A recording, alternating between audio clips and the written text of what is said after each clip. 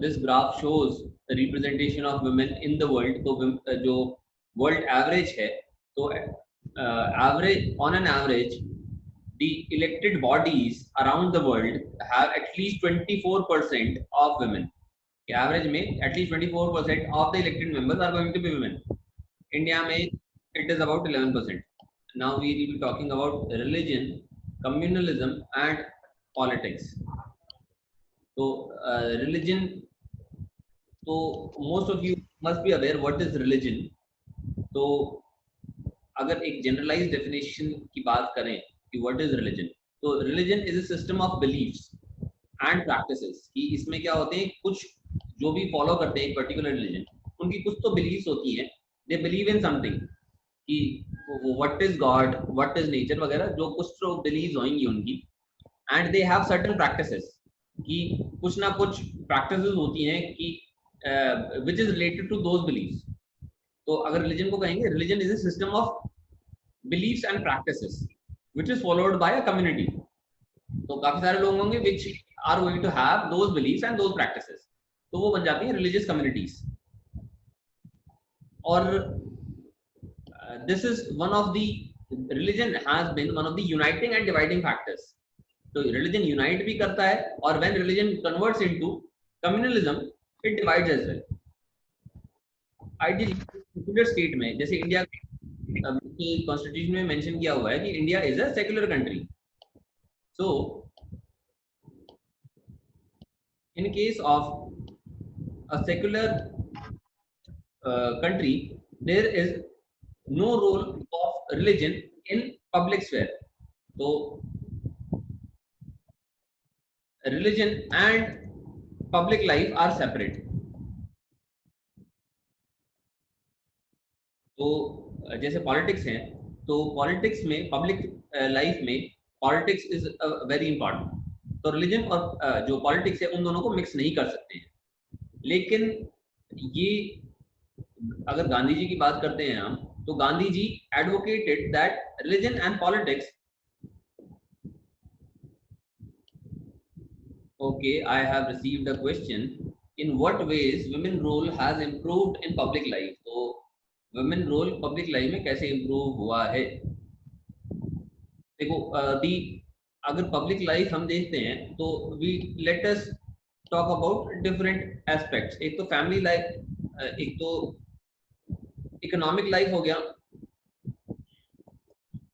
और दूसरा है पॉलिटिकल लाइफ. तो इकोनॉमिक लाइफ में the participation has increased slightly for some women. Generally वो डिक्लाइन किया है, लेकिन पार्टिसिपेशन कैसे हो गया कि now women can participate in the can at least are allowed to opt for jobs. कि अगर वो जॉब जाकर अप्लाई कर सकते हैं, at least they can get jobs outside the house. खैर जो काफी लोअर क्लास वुमेन थी, तो they have to work. ये इससे पहले भी ये काम करती थी, बाहर दूसरों के घर में जाकर काम करती थी, डोमेस्टिक स्फीयर में करती हूँ, लेकिन they used to work and they still work. अभी जो हायर क्लास या मिडिल क्लास वुमेन है, even they are able to work outside. Earlier that was not allowed for them. तो थोड़ी बहुत इकोनॉमिक इंडिपेंडेंस मिली है. अगर एजुकेशन के लिए कहें, इन केस ऑफ एजुकेशन में जो प्राइमरी लेवल पे एजुकेशन है, तो उसमें we have ensured 100% enrolment for all the children irrespective of gender. तो लड़का लड़की सबको प्राइमरी एजुकेशन तो पूरी तरह मिल रही है अभी. लेकिन सेकेंडरी एजुकेशन में या हायर एजुकेशन में थोड़ा बहुत ड्रॉप दिखाई देता है हमें. तो एजुकेशन में कुछ हद तक इक्वालिटी आई है, हाँ, लेकिन पूरी इक्वालिटी नहीं है. इसके अंदर भी खैर एजुकेशन में भी डिस्क्रिमिनेशन कई तरीके के मिल जाएंगे. For example, if we talk about schooling, so ये the kind of school that काफी सारी स्टडीज हैं कि लड़की को गवर्नमेंट स्कूल में भेज देते हैं, लड़के को प्राइवेट स्कूल में भेजते हैं. तो एजुकेशन मिल रही है, लेकिन अलग अलग टाइप की एजुकेशन मिल रही है, अलग अलग जगह पर एजुकेशन मिल रही है. देन तो इकोनॉमिक लाइफ में थोड़ा बहुत चेंज हुआ है, एजुकेशन में थोड़ा बहुत चेंज हुआ है, पॉलिटिकल लाइफ में there has been hardly any change. जो वुमेन्स पार्टिसिपेशन है वो बहुत ही कम इंक्रीज हुआ है। हाँ, after at the municipal level, at the local body level, local self government level, so the participation has increased, लेकिन उसमें एक्चुअल पार्टिसिपेशन नहीं है। एक्चुअल पार्टिसिपेशन बहुत कम है। इट हैज इंक्रीज्ड, लेकिन जितना असर होना चाहिए था उतना नहीं हुआ है। So you can say there has been increased awareness. Feminist movement की वजह से अवेयरनेस हो गई है, तो कुछ भी केस होता है, जैसे 2012 में जो दिल्ली गैंग रेप केस था, उसमें अवेयरनेस क्रिएट हो गई सिक्योरिटी पॉइंट ऑफ व्यू से, और कैंडल मार्च कर रहे हैं लोग, सोशल मीडिया पोस्ट डाल रहे हैं, क्या क्या कर रहे हैं, लेकिन did that result in reduction of violence against women? So did that result in reduction of crime against women? So that is a big question, which has which evidently the answer is no. Nothing much has changed except for कि जो crime report होने थोड़े से ज्यादा हो गए हैं, लेकिन क्राइम अभी भी हो रहा है। So there has been change, but not as much as we would desire. So there is a scope for more. ठीक है, वापस से पॉलिटिक्स और रिलीजन पे आ जाते हैं। तो पॉलिटिक्स में, हाँ, जो गांधी जी थे हमारे, तो गांधी जी कहते थे कि religion and politics can not be separated. तो अलग नहीं करना चाहिए, एक साथ में मिलके चलना चाहिए, मिलके चलाना चाहिए। तो 1920 में, 1919 में ही हो गया था शायद, खिलाफत मूवमेंट शुरू हो गई थी, उसके बाद में नॉन कॉपरेशन मूवमेंट थी 1920 में। तो इंडियन हिस्ट्री थोड़ी याद करो। तो 1919 में जब खिलाफत मूवमेंट शुरू हुई थी, तो गांधी जी ने ये स्पेशली इन दोनों को मिक्स किया था, पॉलिटिक्स और रिलीजन को मिक्स किया था, कि he supported the religious cause of Muslims, कि जो भी खिलाफत मूवमेंट का कॉज था, जो टर्की का खलीफा था, he was disregarded and he was removed as the caliph of Turkey. तो उसको प्रोटेस्ट कर रहे थे इंडियन मुस्लिम्स, पता नहीं क्यों कर रहे थे। उनकी सेंटिमेंट शायद हर्ट हो गई थी बिकॉज खलीफा को हटा दिया था, लेकिन बाद में पता चला था कि जो टर्की के लोग थे उनको भी पसंद नहीं था वो कुछ खास। तो दिस इशू वो सपोर्टेड बाय गांधी जी। तो गांधी जी कहते कि दोनों को मिक्स करना चाहिए।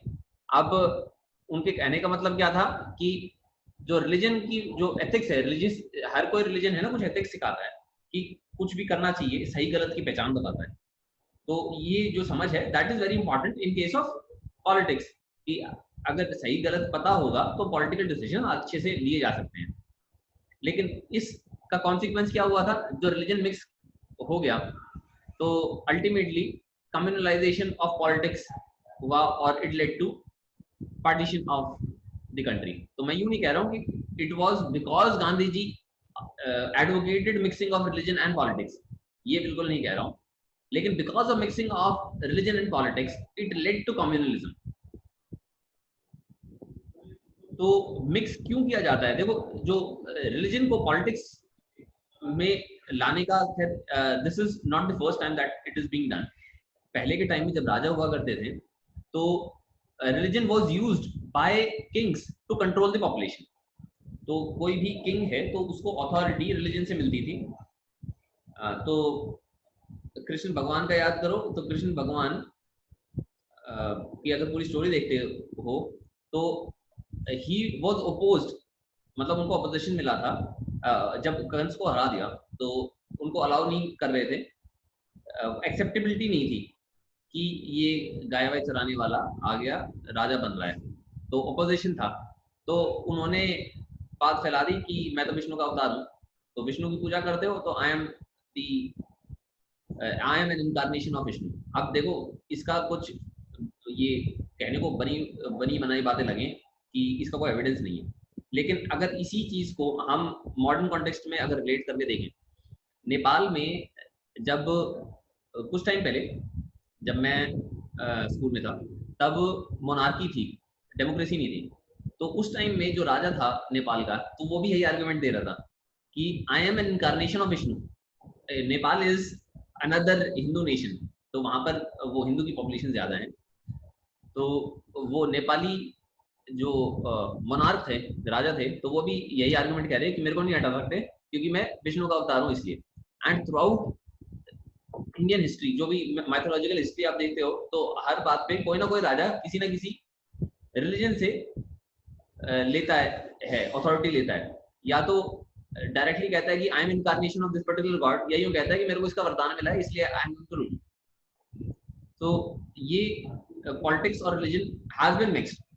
Politics religion has been used to control the people, तो पावर कंट्रोल करने के लिए यूज हुआ है। लेकिन कम्युनलिज्म जो कॉन्सेप्ट है, तो दिस इज मॉडर्न।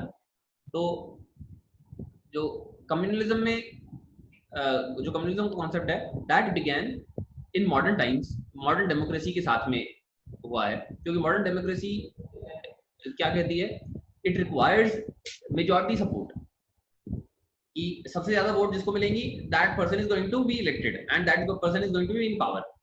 तो रिलीजन हैज बीन, जैसे पहले राजा यूज करता था वैसे ही आजकल पॉलिटिशियंस यूज करते हैं रिलीजन को in order to mobilise people, कि ज्यादा से ज्यादा लोग इकट्ठे हो सकें और based upon religion they vote for that person.